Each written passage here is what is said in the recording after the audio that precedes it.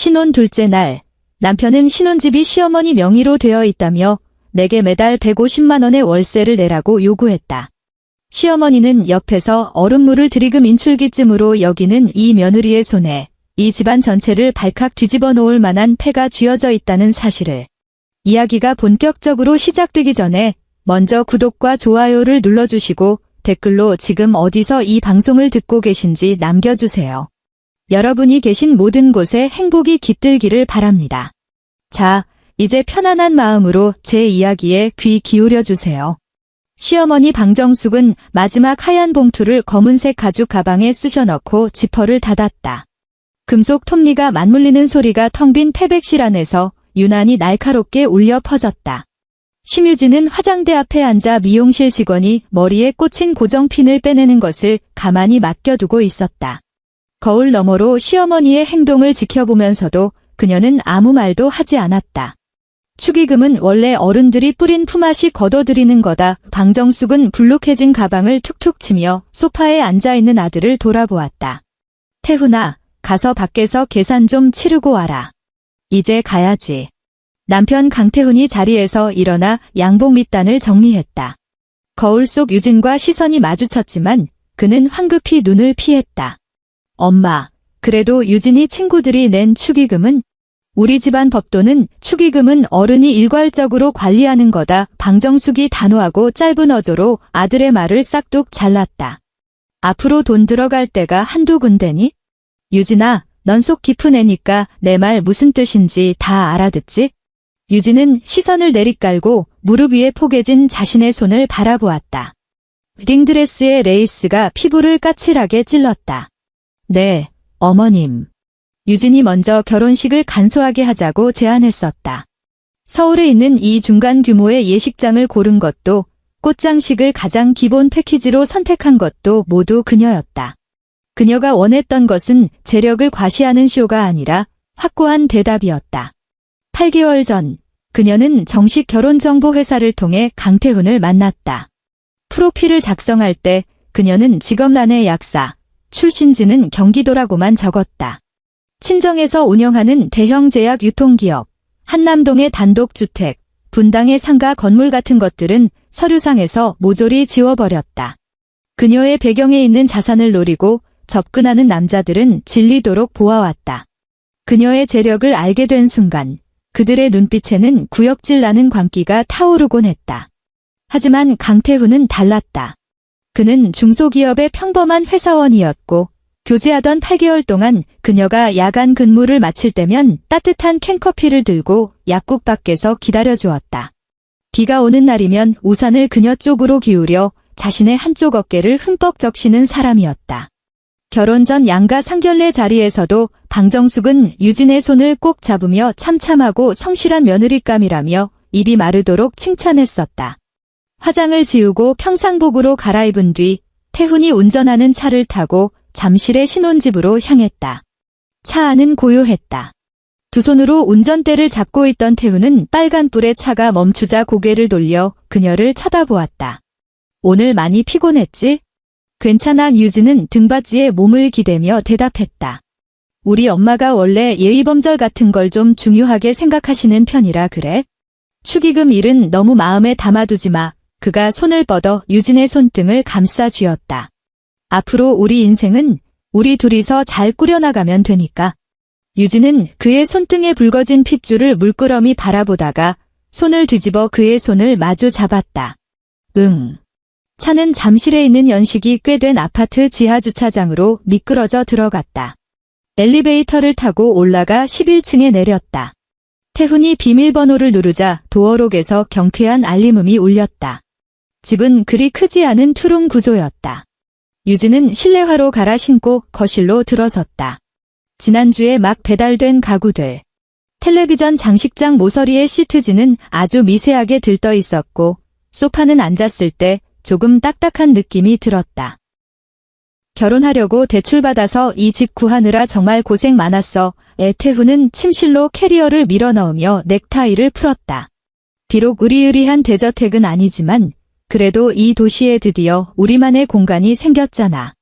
유진은 창가로 다가가 빽빽하게 늘어선 바깥의 가로등을 내다보았다. 중저가 브랜드의 가구, 다소 비좁게 느껴지는 공간. 평범한 직장인이 영혼까지 끌어모아 대출을 받아 집을 산 현실과 완벽하게 맞아떨어졌다. 이것이야말로 그녀가 원했던 삶의 토양이었다. 그 어떤 계산도 방어막도 없이 그저 두 명의 평범한 사람이 각자의 두 손으로 일구어가는 진실된 일상. 그녀는 욕실로 들어가 수도꼭지를 틀었고 따뜻한 물줄기가 하루의 피로를 씻어내렸다. 약간 딱딱한 침대 위에 누웠을 때 태훈은 이미 골아떨어져 새근새근 무거운 숨소리를 내고 있었다. 유진은 눈을 감고 창밖으로 들려오는 차들의 백색 소음을 들으며 평온한 심장 박동을 느꼈다. 다음 날 아침, 유진은 주방에서 들려오는 달그락거리는 소리에 잠에서 깼다. 휴대전화를 확인해보니 아침 7시였다. 태훈은 옆에서 몸을 뒤척이고 있었다. 유진은 몸을 일으키며 자신이 잘못 들었나 싶었다. 하지만 이어 거실 쪽에서 슬리퍼가 바닥에 끌리는 소리가 났고 곧 냉장고 문이 열리는 둔탁한 소리가 들려왔다. 유진은 이불을 걷어내고 겉옷을 걸친 채 침실 밖으로 나갔다. 시어머니 방정숙이 열린 냉장고 앞에 서서 반찬통 몇 개를 싱크대 위로 옮기고 있었다. 발소리가 들렸을 텐데도 그녀는 뒤도 돌아보지 않았다. 어머님, 유진이 복도 끝에 멈춰 서서 불렀다. 일어나니 방정숙은 반찬통 하나를 열어 고개를 숙이고 냄새를 맡더니 대번 미간을 찌푸렸다. 김치 맛이 왜 이러니? 내가 가르쳐준 대로 안 담갔지? 유진은 현관에 덩그러니 놓여있는 검붉은색 구두 한 켤레를 쳐다보았다. 도어록은 억지로 뜯어낸 흔적이 전혀 없었다. 어떻게 들어오셨어요? 비밀번호 누르고 들어왔지? 태훈이가 어제 벌써 다 알려줬다. 방정숙은 반찬통을 싱크대 상판에 탁 소리 나게 내려놓았다. 새아기 시집 온 첫날인데 내가 와서 챙기지 않으면 너희들 번듯한 아침밥 한 끼나 제대로 챙겨 먹겠니? 침실 문이 열리며 태훈이 머리를 극적이며 걸어 나왔다. 주방에 있는 어머니를 보고 아주 잠깐 멈칫했지만 딱히 놀라는 기색은 없었다. 엄마, 아침 일찍부터 오셨네요. 얼른 씻고 밥이나 먹어라. 방정숙이 식탁 쪽을 턱짓으로 가리켰다. 15분 후, 세 사람은 식탁에 둘러앉았다. 식탁 위에는 밑반찬 몇 접시와 방금 데운 국 한 냄비가 놓여 있었다. 태훈은 고개를 숙인 채 국을 떠먹었고 숟가락이 그릇바닥에 부딪히며 달그락거리는 도자기 소리가 잘게 울렸다. 방정숙은 수저를 들지 않았다. 그녀는 두 손을 깍지 낀 채 식탁 위에 올려두고 유진의 얼굴에 시선을 고정했다. 유진아. 내 유진이 젓가락을 내려놓았다. 너희가 이제 결혼도 했고 이 집에 들어와 살게 됐으니 몇 가지 규칙은 미리 확실히 해두는 게 좋겠구나. 방정숙의 말의 속도는 빠르지 않았지만 글자 하나하나에 힘이 들어가 있었다. 이 아파트, 내 명의로 되어 있다. 내가 평생 모은 피 같은 돈으로 산 집이야. 유진의 시선이 맞은편에 앉은 태훈에게로 향했다. 태훈은 고개를 푹 숙인 채 숟가락으로 의미 없이 국물만 휘젓고 있었다. 너희는 지금 어녀사는 처진이 꽁으로 살 순 없지?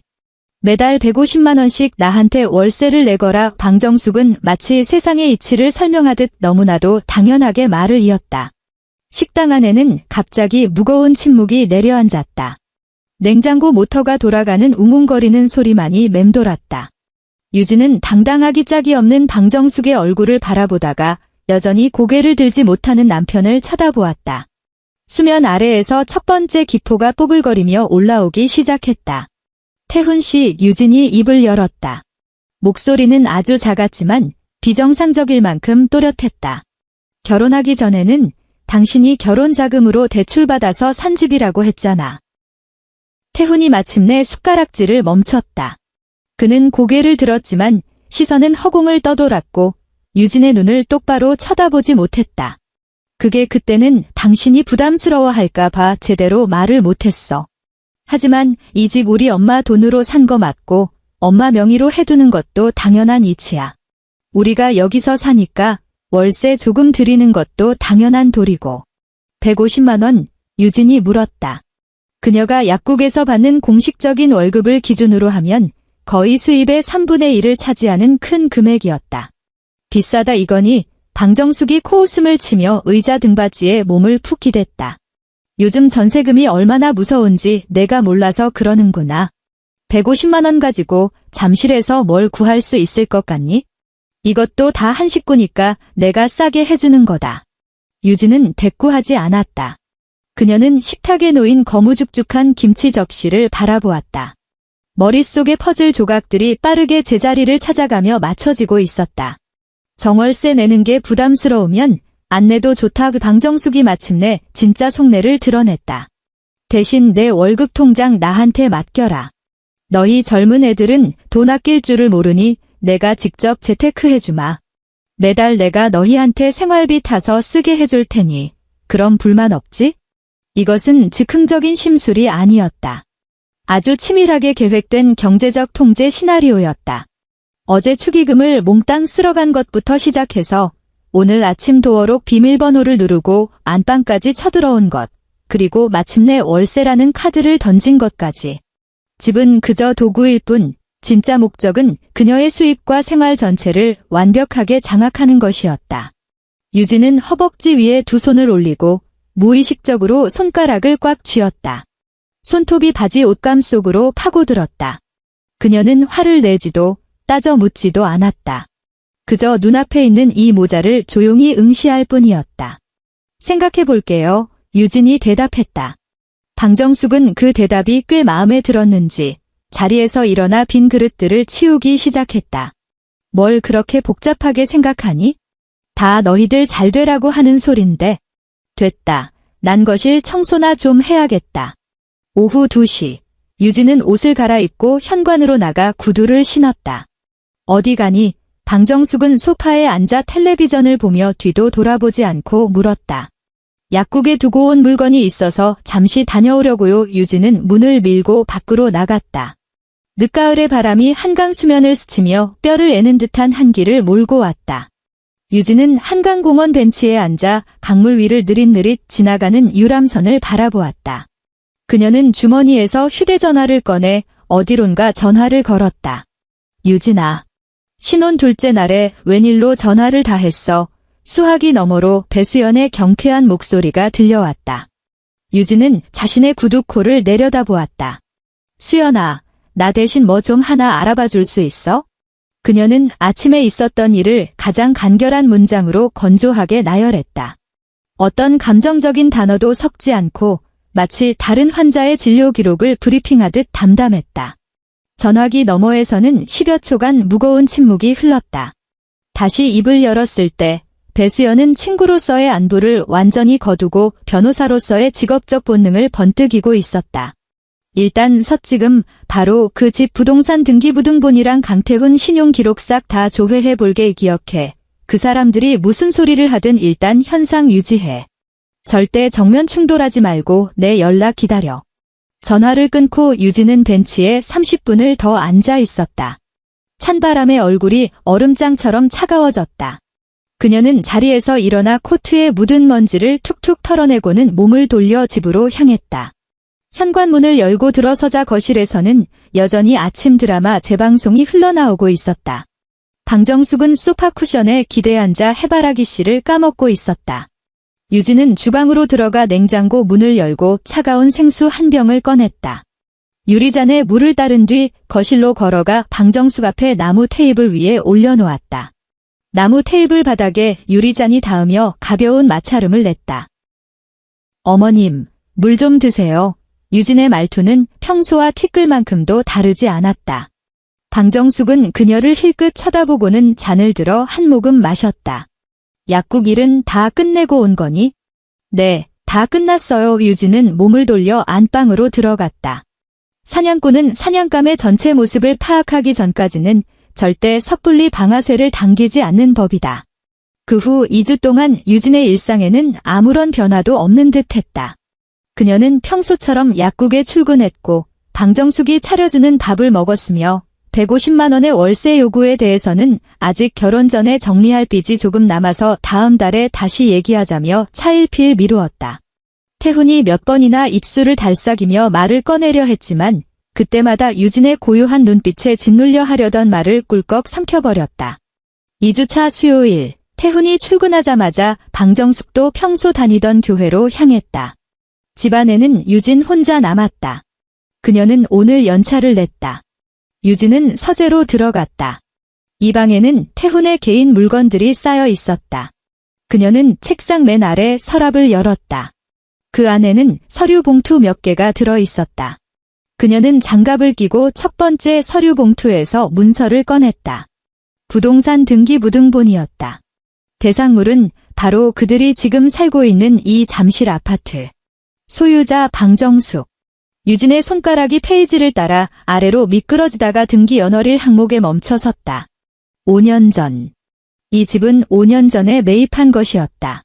결혼을 위해 갓 대출받아 산 신혼집 따위는 애초에 존재하지 않았다. 거짓말의 뿌리는 그녀가 상상했던 것보다 훨씬 깊고 질겼다. 그녀는 등본을 제자리에 밀어넣고 두 번째 봉투를 열었다. 그 안에는 은행거래 내역서와 계약서 몇 부가 들어 있었다. 유진이 빠르게 서류를 훑어내려가던 중 그녀의 시선이 신용대출 약정서에 꽂혔다. 대출자 강태훈, 대출 금액 3천만 원 오 대출 실행일은 반년 전 자금 용도라는 텅 비어 있었다. 유진의 시선이 마지막으로 곱게 접힌 서류로 향했다. 보험회사의 변경 안내문이었다. 그녀는 그 종이를 펼쳤다. 피보험자 강태훈. 보험 종류 종신보험. 변경사항은 사망수익자가 배우자 심유진에서 어머니 방정숙으로 변경되었다는 내용이었다. 효력 발생일은 그들이 혼인신고를 한 바로 다음 날이었다. 그 날짜를 바라보는 유진의 목구멍에 녹슨 쇳조각이 탁 걸린 것만 같았다. 그녀는 울지 않았고 분노조차 느끼지 못했다. 그저 바닥을 알 수 없는 끔찍한 기만과 허탈감이 온몸을 휘감고 지나갔다. 자신이 비바람을 피할 안식처를 찾았다고 믿었던 바로 그 순간, 상대방은 이미 죽음 이후의 금전적 가치마저 철저하게 계산하고 있었던 것이다. 그녀는 휴대전화를 꺼내 이 세 장의 서류를 촬영한 뒤 단 1mm의 오차도 없이 원래 있던 그대로 서류를 집어넣고 서랍을 닫았다. 오후, 유진은 서초동의 한 카페에서 배수연을 만났다. 수연은 두툼한 서류 봉투를 유진 앞으로 밀어주며 딱딱하게 굳은 표정을 지었다. 내 남편, 아니, 강태훈의 실체는 우리가 생각했던 것보다 훨씬 더 시궁창이야. 유진이 서류 봉투를 열었다. 그 3천만 원짜리 신용대출. 내가 사람 써서 자금 흐름 다 추적해봤어. 수연이 손가락 관절로 테이블을 톡톡 두드렸다. 전부 강태희라는 이름의 계좌로 들어갔더라. 내 시누이지. 걔가 예전에 인터넷 쇼핑몰인가 뭔가 하다가 왕창 말아먹었는데 그 구멍 메우는데 쓰인 돈이야. 강태훈 본인의 신용등급은 이미 7등급까지 떨어져서 걔 명의로는 재산은커녕 한도 높은 신용카드 하나 발급받기도 힘든 상태고. 유진은 거래 내역서에 빼곡하게 찍힌 숫자들을 응시했다. 더 기가 막힌 게 있어. 수연이 다른 종이 한 장을 꺼내 들었다. 내 시어머니 방정숙. 그 여자 명의로 너희가 사는 잠실 아파트 말고도 도봉구에 다 쓰러져가는 낡은 빌라가 하나 더 있더라. 그 집은 계속 전세로 돌리고 있었는데 지난달에 세입자 전세 만기가 끝났어. 그런데 방정숙이 세입자한테 돌려줄 전세 보증금이 없는 거야. 그 돈은 예전에 집안의 온갖 빚 구멍 메우느라 다 뺐었거든. 지금 세입자가 법원에 지급 명령 신청해놓고 강제 집행 준비 중이야. 유진은 의자 등받이에 기대어 창밖으로 지나가는 사람들을 물끄러미 바라보았다. 그 집구석은 지금 자금줄이 완전히 끊어진 시한폭탄이나 다름없어 수연의 목소리가 낮게 깔렸고 억눌린 분노가 배어 있었다. 그 인간들한테는 이 집안을 먹여 살릴 안정적이고 돈 잘 버는 그러면서도 고분고분한 호구가 필요했던 거야. 내 그 약사라는 직업이 그들한테는 최고의 현금 인출기였던 거지. 그놈의 월세 150만 원. 그거 딱 내 시어머니가 매달 도봉구 빌라 대출이자 내고 빚 갚는데 필요한 금액이야. 알았어. 유진은 서류를 다시 봉투에 집어넣었다. 유진아, 이제 어쩔 작정이야? 당장 이혼 소송 걸까? 이 증거들이면 중대한 채무를 숨겼다는 명백한 이혼 사유가 돼. 유진은 눈앞에 놓인 차갑게 식은 아메리카노를 들어 한 모금 마셨다. 조금만 더 기다려. 뭘 더 기다린다는 거야? 그 인간들이 2번 다시는 재기할 수 없도록 완벽하게 숨통을 끊어놓을 명분을 유진은 유리잔 속의 까만 액체를 내려다보았다.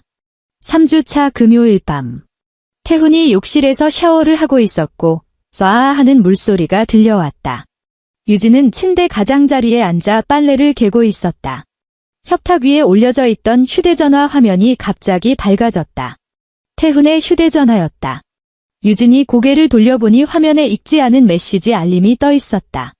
발신자는 엄마였다.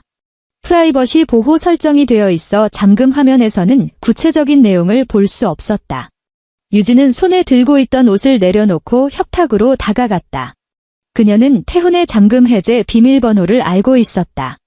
그는 그녀를 순진에 빠진 샌님으로 여겼기에 한 번도 경계한 적이 없었다. 그녀가 비밀번호를 누르고 채팅방을 열었다. 화면 속의 글자들이 마치 새까만 개미떼처럼 유진의 눈동자 속으로 기어들어왔다. 방정숙이 보낸 메시지였다. 월세 이야기는 대체 어떻게 된 거니? 더는 미룰 수 없다. 도봉구 쪽에서 또 내용 증명이 날아왔어. 이어서 또 다른 메시지가 도착했다. 절대 마음 약해지면 안 된다. 그년처럼 세상 물정 모르는 순진한 약사년이 통제하기 제일 쉬운 법이야. 일단 월급 통장부터 뺏어내고 나중에 애라도 낳으면 지가 어딜 도망가겠니? 그때 가서 그 돈을 어떻게 굴릴지는 다 우리가 알아서 하면 돼. 그리고 마지막 메시지가 떴다. 태희 다음 달 카드값 내가 대신 막아주는 거 잊지 말고. 그 아래로 10분 전에 태훈이 보낸 답장은 단 한 글자였다. 네. 유진은 그 자리에 우두커니 서서 욕실에서 들려오는 물소리를 들었다. 타일에 부딪히는 물줄기 소리가 단조롭고 끈질기게 이어지고 있었다. 그녀는 손가락을 뻗어 전원 버튼과 볼륨 버튼을 동시에 눌렀다. 화면이 번쩍이며 캡처가 완료되었다. 그녀는 그 사진들을 자신의 이메일로 전송한 뒤 전송 기록을 완벽하게 삭제하고 백그라운드 앱까지 싹 비웠다. 휴대전화를 원래 있던 자리에 내려놓았다. 위치, 각도, 심지어 옆에 놓인 충전 케이블의 모양까지 방금 전과 티끌 하나 다르지 않게 맞췄다. 욕실의 물소리가 멎었다. 유진은 다시 침대 가장자리로 돌아가 덜 깬 셔츠를 집어들었다. 그녀의 손은 아주 떨림없이 안정적이었고 호흡은 깊고 길었다. 내면의 분노는 이미 끓어오르고 있었다. 훅 끼치는 더운 습기와 함께 욕실 문이 열렸다. 태훈이 수건으로 머리를 털며 걸어 나왔다. 회색면 잠옷 차림이었다. 그는 침대 곁에 앉아있는 유진을 힐끗 보았다. 왜 아직 안 자고 있어? 그는 수건을 의자 등받이에 걸쳐두고 침대 반대편으로 가 이불을 들쳤다. 빨래를 다 못 깨서 유진은 손에 든 셔츠 소매를 반듯하게 접어 올리며 구김살을 꾹꾹 눌러 폈다. 그녀의 목소리는 평소와 다름없이 높낮이 하나 없이 차분했다. 태훈이 하품을 쩍하며 자리에 누웠다. 그냥 대충 둬. 내일 마저 정리해. 나 내일 아침 일찍 조찬 회의 있어서 자야 돼. 알겠어. 유진은 곱게 갠 옷들을 옷장에 채워넣고 문을 닫았다. 그녀는 불을 끄고 태훈의 곁에 누웠다. 어둠 속에서 태훈의 숨소리는 금세 무겁고 규칙적으로 변했다. 유진은 눈을 뜬 채 가로등 불빛이 희미하게 스며든 천장을 올려다보았다. 목구멍에 걸린 그 녹슨 쇳조각은 여전히 남아있었지만 그녀는 그것을 억지로 삼키려 하지도 뱉어내려 하지도 않았다. 그저 그 날카로운 통증을 온전히 느끼며 스스로를 깨어있게 만드는 표식으로 삼을 뿐이었다. 그 후로 꼬박 일주일 동안 유진은 마치 프로그래밍이 완료된 정밀 기계처럼 한치의 오차도 없이 움직였다. 월요일, 퇴근길에 문구점에 들러 가장 흔해 빠진 황갈색 서류 봉투 한 묶음을 샀다. 집에 돌아온 그녀는 태훈이 아직 퇴근하기 전을 틈타 서랍맨 밑바닥에 숨겨두었던 개인 서류들을 그 봉투 안에 옮겨 담았다. 그 안에는 그녀가 소유한 친정기업의 지분 증명서, 부동산 등기 권리증, 그리고 그녀의 진짜 신분을 증명하는 서류들이 들어 있었다. 그녀는 그 봉투들을 두꺼운 양리학 전공 서적들 사이에 끼워 넣었다. 화요일, 그녀는 자신의 개인 물품들을 하나씩 빼내기 시작했다. 캐리어를 꺼내지는 않았다. 그건 너무 눈에 띄는 짓이었다. 대신 매일 아침 출근할 때마다 들고 다니는 에코백 안에 물건을 몇 개씩 더 챙겨 넣었을 뿐이다. 첫날은 보석함에 있던 진짜 값나가는 폐물들을, 둘째 날은 비싼 고급 한절기 의류들을, 셋째 날은 평소에 쓰던 여분의 스페어키들을 챙겼다. 싸구려 시트지가 발린 가구들로 채워진 그 아파트에서 물건을 빼내올 때마다 그녀는 퇴근길에 한남동으로 차를 돌렸다. 한남동의 고급 단독 주택 단지. 경비원이 차량 번호를 확인하자 차단기가 부드럽게 올라갔다. 유진은 자택마당의 차고에 차를 세우고 에코백을 든 채 그 고요한 3층짜리 저택 안으로 걸어 들어갔다. 이곳에는 코를 찌르는 싸구려 방향제 냄새도, 귀를 때리는 냉장고 모터 소음도 없었다. 오직 항온항습 시스템이 돌아가는 아주 미세한 백색 소음만이 공간을 채우고 있었다. 그녀는 가져온 물건들을 원래 있어야 할 제자리에 하나하나 정성껏 돌려놓았다. 목요일 오후, 그녀는 반차를 내고 아버지의 회사로 향했다. 강남구 한복판에 우뚝 솟은 고층 빌딩. 꼭대기층에 위치한 대표실은 탁 트인 전망을 자랑했다. 유진은 최고급 가죽 소파에 앉아 아버지가 태훈의 휴대전화에서 캡처해 출력한 그 종이 뭉치를 다 읽을 때까지 기다렸다. 아버지 심 대표는 감정을 극도로 절제하는 노련한 사업가였다. 그는 책상을 내리치지도 언성을 높여 화를 내지도 않았다. 그저 그 종이들을 반듯하게 추려 널찍한 마호가니 원목 책상 위에 올려놓고는 돋보기 안경을 벗으며 미간을 꾹꾹 눌렀다. 내가 처음 그랬지? 돈 안 보고 오직 사람 됨됨이 하나만 보는 놈을 찾고 싶다고. 아버지의 목소리는 무겁게 가라앉아 있었고 오랜 세월 정점에 군림해온 자 특유의 위압감이 묻어났다. 이제 확인은 끝났니? 유진은 눈앞에서 모락모락 김이 피어오르는 찻잔을 바라보았다. 네, 끝났습니다. 제가 사람을 잘못 봤어요. 사람을 잘못 본 게 아니다. 그저 인간의 본성을 똑똑히 목도한 것뿐이지. 아버지가 찻잔을 들어 한 모금 축였다. 내가 뭘 어떻게 해주면 되겠니? 법무팀 좀 빌려주세요. 유진이 고개를 들어 아버지의 시선을 정면으로 마주 보았다. 수연이가 이미 법원에 증거보전 신청은 넣어뒀어요. 메신저 대화 내역, 보험 수익자 변경 기록, 그리고 부동산 차명 거래 정황까지 싹 다 고정해뒀고요. 하지만 앞으로 벌어질 지저분한 진흙탕 싸움에 대비해서 아버지 쪽 법무팀이 항시 대기해줬으면 합니다. 아버지는 책상 위에 인터폰 버튼을 눌렀다. 법무실 최 부장, 지금 당장 내 사무실로 올라오라고 해. 전화를 끊고 아버지는 유진을 바라보았다. 본가로 들어와라. 그런 곳에서는 단 하루도 더 머물 필요 없다. 아직 마지막 단계가 남았어요. 유진은 자리에서 일어나 코트 자락을 단정히 매무새 지었다. 그 사람들이 먼저 시작한 게임이니 끝을 내는 건 제가 해야죠. 토요일 아침, 잠실 아파트 안에는 숨막힐 듯한 정적이 감돌고 있었다. 태훈은 아직 침실에서 부족한 잠을 보충하고 있었다. 유진은 이미 씻고 나와 재단이 완벽하게 떨어지는 짙은 검은색 캐시미어 정장으로 갈아입고 풀 메이크업까지 마친 상태였다. 평소 주말처럼 편안한 홈웨어 차림으로 주방에서 분주하게 움직이던 모습은 온데간데 없었다. 그녀는 거실의 그 딱딱한 소파에 허리를 꼿꼿하게 세우고 앉아 두 다리를 모으고 두 손을 무릎 위에 단정히 포개어 놓았다. 거실 유리 테이블 위에는 두툼한 서류철 3개가 놓여 있었다. 벽에 걸린 시계바늘은 아침 9시를 가리키고 있었다. 현관 쪽에서 익숙한 도어록 버튼 소리가 들려왔다. 6자리의 숫자, 단 한 치의 망설임도 없는 속도. 이어서 철컥하고 문이 열리는 경쾌한 마찰음이 울렸다. 시어머니 방정숙이 문을 밀고 들어왔다. 그녀는 오늘 검붉은색 외투를 입고 양손에는 재래시장에서 갓 사온 반찬 봉투들을 주렁주렁 들고 있었다. 그녀는 신발을 벗으며 습관처럼 잔소리를 늘어놓기 시작했다. 아우, 이 신발장은 왜 또 이렇게 엉망진창이야? 태훈이는 아직도 자니? 지금 시간이 몇인데? 거실로 들어서는 순간 그녀의 목소리가 뚝 끊겼다. 방정숙은 소파에 앉아있는 유진을 보고 멈칫했다. 마치 최고급 만찬회에라도 참석할 듯 격식을 차린 옷차림 때문이었다. 이내 그녀의 시선은 테이블 위에 놓인 서류철들로 옮겨갔다. 너 지금 뭐 하는 거니? 집구석에서 옷을 그렇게 빼입고 무슨 쇼를 하려고. 방정숙은 들고 있던 비닐봉투들을 식탁 위에 쿵소리가 나게 내려놓고는 의자를 빼고 앉아 늘 그렇듯 시어머니 행세를 하기 시작했다. 오늘이 15일이다. 월세는 준비해 놨겠지? 도봉구집 대출 이자 내야 하니까 나 여기서 너랑 실랑이 할 시간 없다. 유진은 방정숙의 그 당당하기 짝이 없는 얼굴을 물끄러미 바라보았다. 상견례 때는 저 얼굴로 그렇게나 인자하게 웃으며 참하고 성실하다며 칭찬을 늘어놓았었다. 이제 그 위선적인 가죽이 마침내 완벽하게 벗겨진 것이다. 월세 이야기는 제 나름대로 결론을 내렸습니다. 유진이 입을 열었다. 목소리에는 그 어떤 감정의 파동도 섞여 있지 않았다.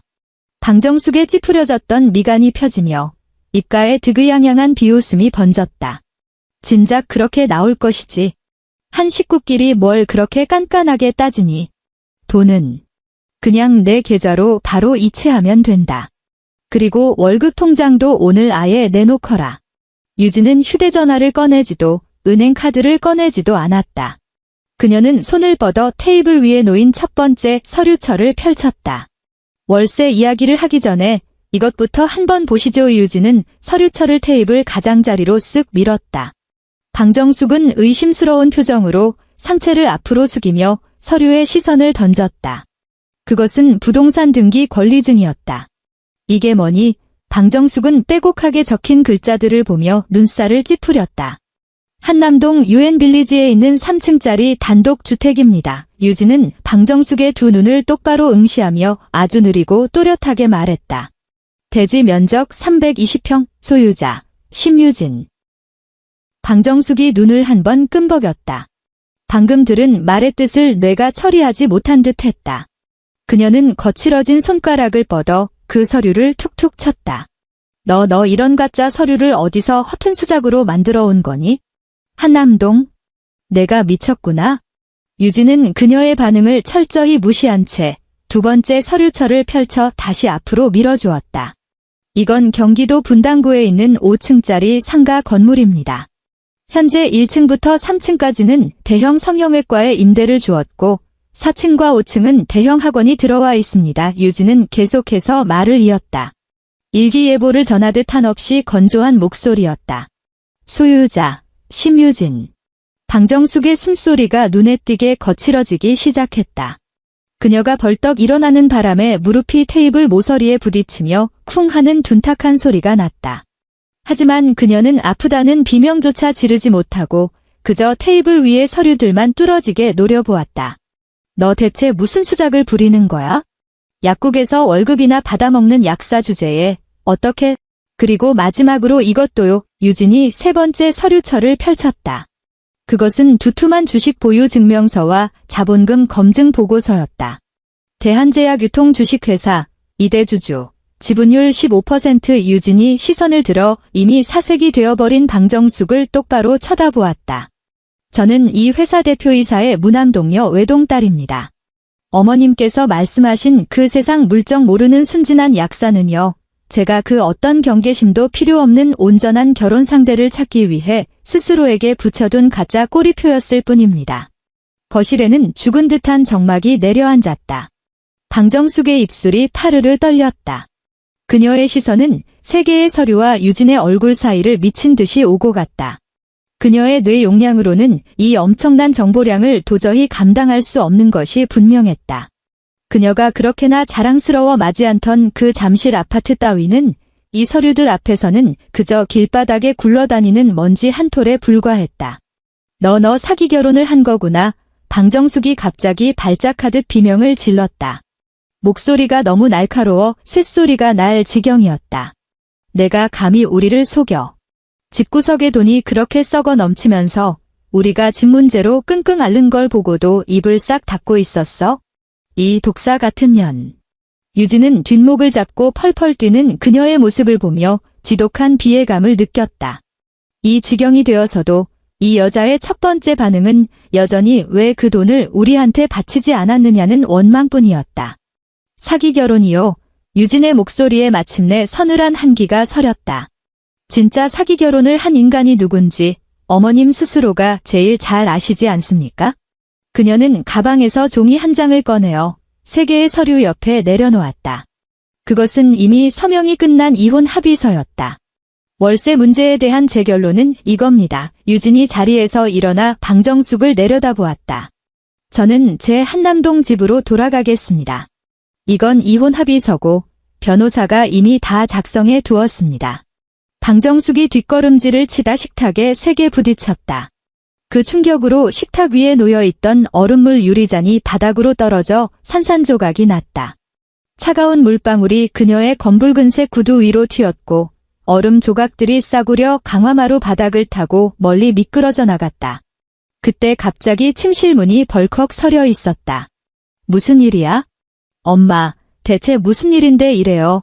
태훈은 바닥에 널브러진 유리 조각들을 한번 보고 마치 전혀 모르는 타인처럼 서 있는 유진을 번갈아 보았다. 그의 시선이 마침내 테이블 위에 놓인 이혼 합의서에 꽂혔다. 유진아, 이게 다 무슨 소리야? 글자 그대로의 뜻이야. 유진은 한때 평생을 함께할 수 있을 거라고 믿 없었다. 당신 명의로 받은 신용대출, 당신 여동생 카드값, 그리고 도봉구 빌라 전세금 반환 문제.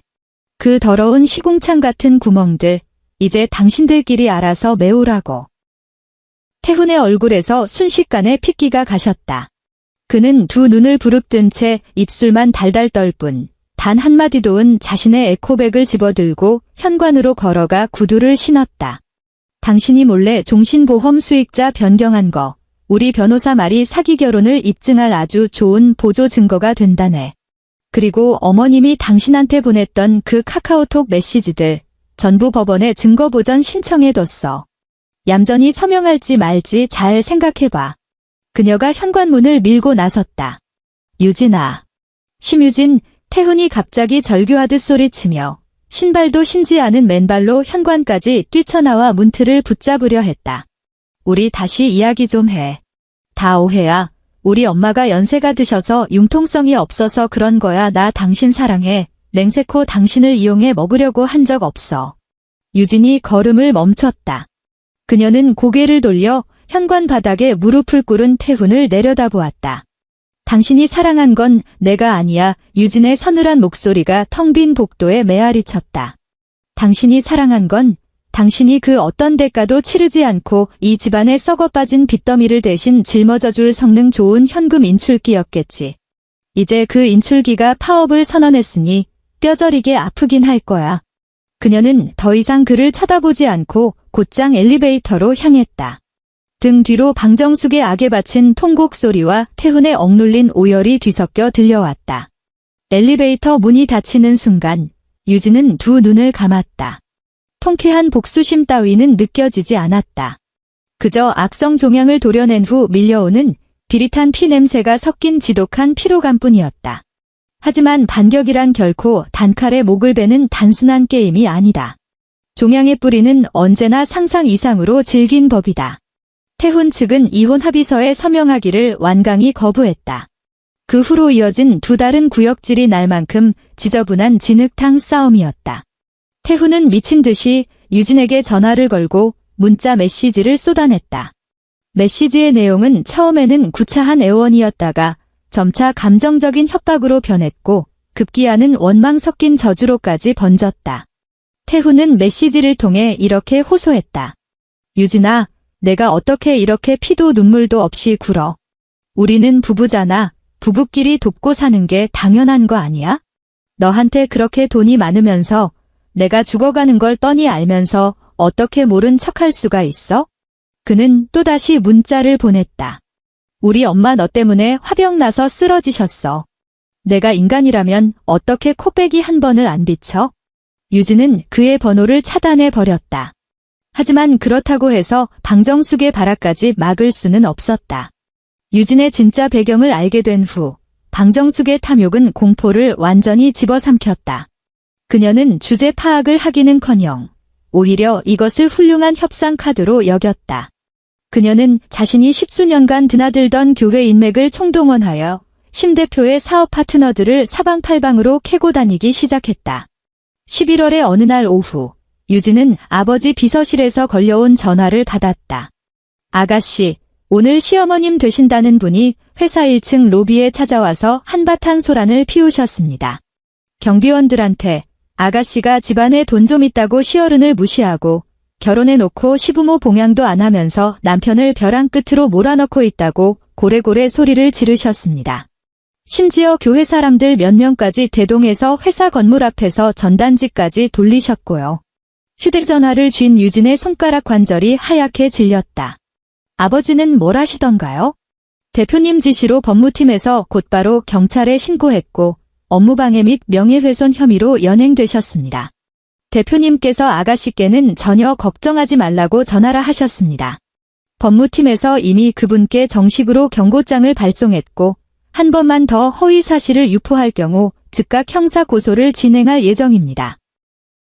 아버지가 단호하게 싹을 잘라버리긴 했지만 징그러운 사회적 압박의 굴레는 여전히 유진의 숨통을 조여왔다. 한국 사회의 구조 속에서 며느리라는 단어는 그 자체로 일종의 원죄를 띠고 있었다. 아무리 며느리가 100번 옳다 한들 시부모라는 작자들이 사람들 앞에서 드러누워 억지를 부리면 지나가는 사람들의 시선은 은연중에 며느리를 탓하기 마련이었다.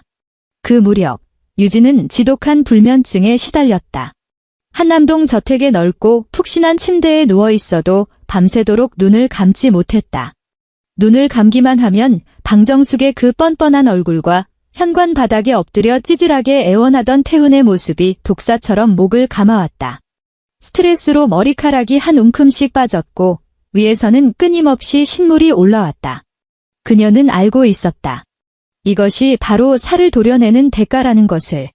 이미 살갗에 파고든 썩은 관계를 뿌리째 뽑아내려면 피를 흘리지 않고서는 불가능한 법이다.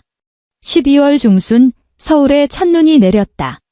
가정법원의 조정실 안은 난방이 빵빵하게 돌아가고 있었고 공기 중에는 오래된 바닥 왁스 냄새가 떠돌았다. 유진은 검은색 코트를 입고 조정 테이블 한쪽에 앉아 있었다. 그녀의 옆에는 배수연 변호사가 두툼한 소송 기록을 펼쳐놓고 앉아 있었다. 맞은편에는 태훈이 앉아 있었다. 고작 2달 만에 만났을 뿐인데 그는 피골이 상접할 정도로 말라 있었다. 푹 꺼진 눈두덩이에 입고 있는 양복마저 헐렁하게 겉돌았다. 방정숙은 나타나지 않았다. 심 대표 법무팀이 보낸 형사고소 경고장에 혼비백산한 데다 도봉구 빌라 전세금 반환 소송까지 겹쳐 발등에 불이 떨어진 터라 집 밖으로 한 발짝도 나오지 못하는 신세였다. 조정위원은 50대 중반의 여성이었다. 그녀는 양측을 번갈아 보며 부드럽지만 사무적인 어조로 입을 열었다. 강태훈 씨, 심유진 씨, 현재 양측의 의견 차이가 크긴 합니다만 결혼이란 게 그리 쉽게 깰 수 있는 건 아니지 않습니까? 강태훈 씨 측에서는 이혼을 절대 원치 않으며 관계를 회복할 기회를 달라고 간곡히 요청하고 계십니다. 심유진 씨 측에서는 다시 한번 재고해보실 의향이 있으신가요? 유진은 아무런 대답 없이 수연을 바라보았다. 배수연은 안경을 한번 치켜올리고 서류철을 넘겼다. 조정위원님, 저희는 그 어떤 형태의 관계 회복도 거부합니다. 아울러 오늘 당장 조정 이혼을 성립시킬 것을 요구합니다. 만약 상대방이 계속해서 시간 끌기를 한다면 즉각 이혼 소송으로 전환함과 동시에 위자료 청구 소송까지 병행할 것입니다. 태훈이 번쩍 고개를 들었다. 그의 눈빛에는 한 가닥 신락 같은 요행을 바라는 기색이 역력했다. 유진아, 난 절대 동의 못해. 내가 일방적으로 이혼을 요구할 합당한 사유가. 강태훈 씨, 배수연이 그의 말을 차갑게 끊어내며 서류철에서 문서 한 장을 뽑아 테이블 한가운데로 들이밀었다. 이건 강태훈 씨가 결혼 전 은폐했던 3천만 원의 신용대출 기록이고 자금 흐름은 본인의 여동생 계좌로 향해 있습니다. 그리고 이건 혼인신고를 마친 바로 다음 날 종신보험의 사망 수익자를 본인의 어머니로 무단 변경한 안내문이고요. 태훈의 얼굴빛이 확 변했지만 그는 끝까지 억지를 부렸다. 그건 중대한 귀책 사유라고 볼 수 없잖아요. 대출은 제가 제 월급으로 갚을 거고 보험은 그냥 제가 잠깐 착각해서 실수로. 배수연은 코웃음을 치며 마지막 서류를 꺼내 들었다. 공증이 완료된 카카오톡 대화 내역 출력본이었다. 배수연은 그 위에 적힌 내용을 법정에서 낭독하듯 읊었다. 세상 물정 모르는 순진한 약사년이 통제하기 제일 쉬운 법이다. 일단 월급 통장부터 뺏어내고 나중에 애라도 낳으면 지가 어딜 도망가겠니? 그리고 거기에 대한 강태훈 씨의 답장은 단 한 글자, 네였습니다. 그녀의 또렷한 음성이 고요한 조정실 안을 예리한 칼날처럼 갈랐다. 태훈의 어깨가 푹 꺾였다. 무릎 위에 올려둔 그의 두 손이 통제할 수 없을 정도로 덜덜 떨리기 시작했다. 강태훈 씨, 배수연이 서류철을 덮고 상체를 앞으로 기울이며 목소리를 한껏 낮췄다. 이 증거들은 법원에서 인정하는 중대한 배신행위 및 경제적 기망 의도에 완벽하게 부합합니다. 끝까지 소송으로 가시겠다면 이 모든 기록들은 만천하에 공개되는 법정 증거로 채택될 겁니다. 판결문이 떨어지고 나면 강태훈 씨가 다니는 그 중소기업에서 사기꾼이나 다름없는 직원을 계속 데리고 있을 것 같습니까? 앞으로 이 사회에서 얼굴이나 들고 다닐 수 있을 거라 생각하십니까? 이것이야말로 완벽한 사회적 매장이라는 이름의 사형 선고였다. 남의 시선에 목숨을 걸고 비겁하게 현실에 안주하며 살아온 태훈 같은 인간에게는 당장의 돈을 빼앗기는 것보다 사회적 매장이라는 위협이 뼛속 깊은 공포로 다가오는 법이다. 태훈의 텅 빈 시선이 천천히 씌워주던 그 다정했던 여자의 얼굴에서 아주 티끌만한 동정심이라도 찾아내려는 듯 처절한 눈빛이었다. 하지만 유진은 그저 고요하게 앉아있을 뿐이었다. 그녀 목소리였지만 묵직한 무게감이 실려 있었다. 위자료도 소송 비용 내 인생에 얼씬도 하지마. 이게 내가 주는 마지막 잡이야. 태훈은 유진을 보았다. 그는 이제야 깨달았다. 자신이 마음대로 주무를 수 있을 거라고 믿었던 그 숨진 쥐고 있었다는 것을. 그녀가 그토록 참고 기다렸던 것은 그에게 마지막 기회를 주기 위함이었고 그 기회를 제 손으로 갈기갈기 찢어버린 것은 다름 아닌 자기 자신이었다. 그는 사시나무 떨듯 떨리는 손으로 테이블 위에 펜을 집어들었다. 펜촉이 종이에 닿으며 사각거리는 쓸쓸한 마찰음을 냈다. 서명을 마친 순간 태훈은 두 손에 얼굴을 파묻었고 그의 어깨가 짐승처럼 들썩였다. 유진은 자리에서 일어나 코트 단추를 채웠다. 그녀는 그를 단 한 번도 돌아보지 않은 채 몸을 돌려 조정실을 나섰다. 복도 박창문 너머로 서울의 눈발은 한층 더 굵어지고 있었다. 이혼 절차가 마무리되자 며느리의 피를 빨아먹으며 알량한 체면을 유지하려 했던 그 집구석은 하중을 지탱하던 기둥이 뽑혀나간 폐건물처럼 순식간에 와르르 무너져 내렸다. 도봉구 낡은 빌라의 전세금 반환 소송에서 방정숙은 예상대로 처참하게 패소했다. 법원은 강제집행 명령을 내렸고 기한 내에 세입자의 보증금을 반환하라고 통보했다. 방정숙에게 그런 거금이 있을 리 만무했다. 결국 재산 압류를 피하기 위해 그녀는 시세보다 20%나 후려친 헐값에 그 애지중지하던 잠 아파트 안은 그야말로 난장판이었다. 방정숙은 포장된 종이 상자 위에 넋을 잃고 주저앉아 있었다. 머리는 산발에 초점 없는 텅 빈 눈동자. 그녀가 그토록 목에 핏대를 세우며 자랑하던 인서울 아파트도 며느리의 목줄을 쥐고 흔들려 했던 협상카드도 이제는 모두 신기루처럼 사라져 버렸다. 태훈의 신용대출 역시 터질 게 터지고 말았다. 고소득 전문직 약사 아내라는 든든한 보증수표가 사라지자 은행은 가차없이 대출 만기 연장을 거부했고 하루가 멀다 하고 빚 독촉 전화를 걸어왔다. 신우이 강태희는 새롭게 벌인 사업마저 시원하게 말아먹고는 또다시 산더미 같은 카드 빚을 짊어진 채 집구석으로 기어들어왔다. 이게 다 엄마 때문이야. 강태희가 방정숙을 향해 악을 썼다. 엄마가 그깟 150만 원 월세에 눈이 멀어서 닥달하지만 않았어도 새언니가 왜 도망가? 언니네 집안이 그렇게 빵빵한데 거기서 콩고물만 떨어져도 우리 빚 다 갚고 떵떵거리며 살았을 거라고. 이제 어쩔 거야. 온 식구가 서울역 지하도에 나앉게 생겼는데. 시끄러워. 이년아. 방정숙이 손에 잡히는 플라스틱 바가지를 집어딸에게 집어 던졌다. 이 화상아. 내년이 싼 똥 치우느라 태훈이가 제3금융권까지 손을 댄 거 아니야. 태훈은 텅 빈 거실 구석에 쪼그려 앉아 두 손으로 귀를 틀어막고 있었다. 퀭한 눈동자는 이미 죽어 있었다. 덜 닫힌 창문 틈새로 매서운 칼바람이 비집고 들어와 바닥에 나뒹구는 폐지 조각들을 수산하게 흩날렸다. 그에게는 진심으로 평범하고 소박한 일상을 함께 일구어갈 여자가 있었다. 하지만 그는 제 손으로 그녀를 벼랑 끝으로 밀어넣었고 결국 그 아래로 추락해 산산조각이 난 것은 자기 자신이었다. 시간이 흘러 이듬해 봄이 찾아왔다. 유진은 분당구에 있는 대형 종합약국에 새로 취직했다. 그녀는 아버지 회사로 들어가지 않았다. 여전히 새하얀 약사 가운을 입고 조제실 카운터 너머로 진정으로 도움이 필요한 사람들에게 약을 건네는 그 일상이 좋았다. 어느 날 오후, 약국에는 손님이 뜸했다. 공기 중에는 비타민 특유의 향과 소독용 알코올 냄새가 은은하게 섞여 떠돌았다. 유진이 매대 위에 약 상자들을 정리하고 있을 때 주머니 속 휴대전화가 짧게 진동했다. 발신자 정보가 없는 모르는 번호였다. 그녀는 통화 버튼을 눌렀다. 유진아 나야. 수화기 너머로 쇳소리가 섞인 태훈의 목소리가 들려왔다. 유진의 손끝이 아주 잠깐 멈칫했지만 그녀는 아무 대답도 하지 않았다. 내가 무료 법률 상담을 받아봤는데 혼인 기간 동안 늘어난 재산은 배우자한테도 분할 청구권이 있다더라의 태훈의 목소리에는 벼랑 끝에 몰린 자의 광기와 비열한 떠보기가 뒤섞여 있었다. 너 그 많은 재산 가지고 있잖아.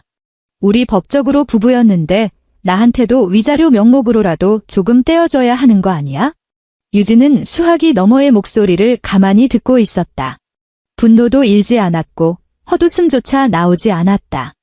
그저 장맛비에 흠뻑 젖어 형체조차 알아볼 수 없게 지식여진 썩은 골판지를 보는 듯한 불쾌감뿐이었다. 강태훈 씨 유진의 목소리는 깃털처럼 가벼웠지만 얼음장처럼 차갑고 선명했다. 당신 뭔가 단단히 착각하고 있나 본데 우리 혼인 유지 기간은 고작 21일이었어. 그리고 내 명의의 모든 자산은 혼인 신고를 하기 전에 이미 신탁으로 완벽하게 분리해 두었고 전화기 너머로는 숨소리조차 들리지 않는 완전한 침묵이 내려앉았다.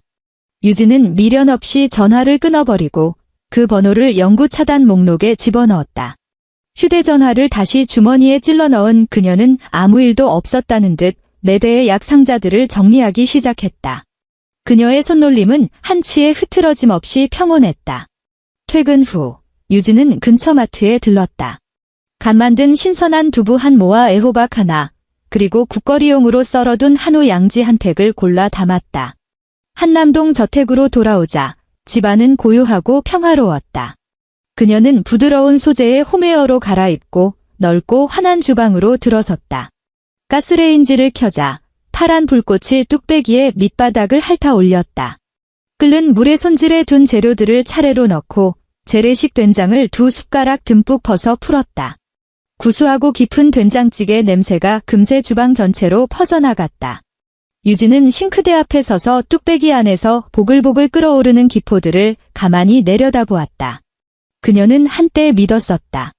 자신이 가진 화려한 패를 모두 숨기고 가장 평범한 모습으로 다가가면 상대방 역시 계산 없는 순수한 진심으로 화답해 줄 것이라고. 하지만 그녀는 간과하고 있었다. 세상에는 타인의 선의를 멍청함으로 착각하고 누군가의 진심을 제멋대로 착취해도 되는 호구의 전리품쯤으로 여기는 인간들이 존재한다는 사실을. 그녀가 싸구려 시트지가 발린 가구가 가득한 그 좁은 집에서 침묵을 지켰던 것은 결코 나약해서가 아니었다. 그녀는 그저 기다렸던 것이다. 그 관계가 온전한 자신의 삶을 내어줄 만한 가치가 있는지 철저하게 확인하기 위해. 그리고 맞은편에 앉은 자의 손에 추악한 계산기와 탐욕만이 들려있음을 확인한 순간 그녀는 단 1초의 망설임도 없이 그 판을 엎어버렸다. 이 세상에서 가장 무서운 사람은 핏대를 세우며 돈과 알량한 권위로 상대를 짓누르려는 천박한 인간들이 아니다. 모든 것을 잿더미로 만들어버릴 수 있는 절대적인 조커 카드를 손에 쥐고서도 아무것도 모르는 척 고요하게 앉아 상대방의 광대 노름을 끝까지 지켜보는 사람이다. 그녀가 마침내 엎어두었던 패를 뒤집는 순간 게임의 룰은 이미 완벽하게 재편된 것이다. 찌개가 맛있게 끓으며 보글보글 경쾌한 소리를 냈다. 유진은 가스불을 끄고 갓 지은 쌀밥을 한 그릇 퍼담은 뒤 뚝배기를 식탁으로 옮겨 자리에 앉았다. 식탁 위에는 이래라 저래라 트집 잡는 시어머니의 반찬통도 억지로 지켜야 할 숨막히는 집안의 법도도 없었다. 오직 김이 모락모락 피어오르는 맛있는 된장찌개 한 뚝배기와 온전한 그녀만의 자유로운 숨결만이 존재할 뿐이었다. 그녀는 숟가락을 들어 국물을 한 입 떠먹었다. 온도는 완벽했다.